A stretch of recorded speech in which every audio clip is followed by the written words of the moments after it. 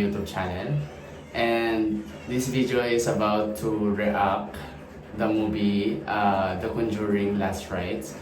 And gusto ko lang mag-react dito sa movie na to, which is trending siya ngayon.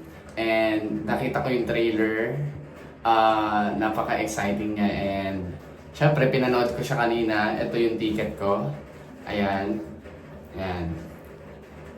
Pinanood ko siya sa Evia Lifestyle Center, Las Piñas City.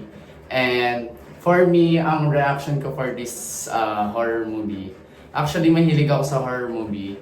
Ang daming nakaka-excite sa kanya, lalo na yung jump scares, sobrang nakakagulat talaga. Pero para sa akin, kung i-rate ko siya ng 1 to 10, for me siguro mga 8.5 kasi actually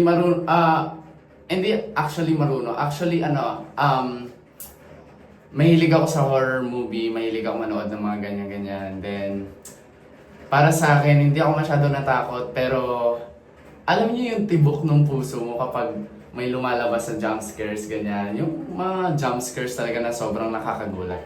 So, hindi ko sa inyo lahat i-spoil to, pero kung ako sa inyo, panoorin nyo kasi sobrang ganda talaga. And pinanood ko siya is 3 p.m. 3 p.m. ko siya pinanood. So, hindi ko lang alam kung anong experience or anong dating kapag last full show ka nanood. Yung tipong alas 12 na ng madaling araw, tapos lalabas kayo ng mall, syempre patay na yung mga ilaw, wala na yung mga ganyan-ganyan. So, for me, ito yung reaction ko for this movie. Yun nga, maganda siya and nakakatakot. Syempre horror nga eh. So, maraming jump scares, magugulat kayo ng sobra. Kung ako sa inyo guys, i-recommend ko sa inyo guys is panoorin nyo sa IMAX. Para yung, alam mo yung hindi lang malaki yung screen sa harap, pati yung speaker meron sa likod, meron sa parang nasa loob talaga kayo ng TV, parang ganun. So,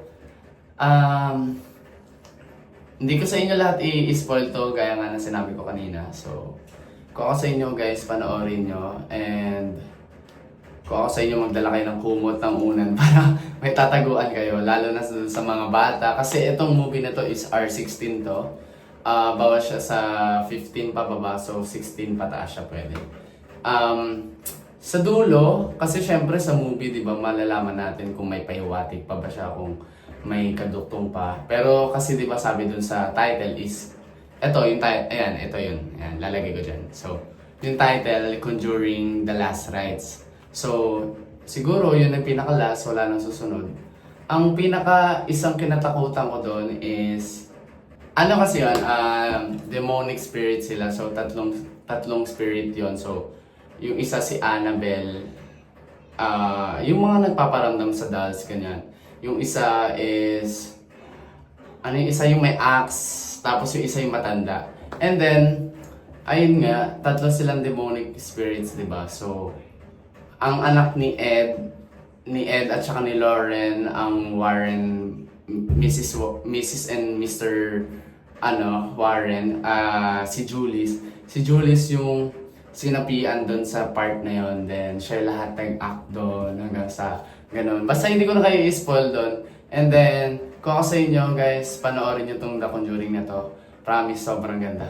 So, yun lang yung react ko guys. Thank you. Bye-bye.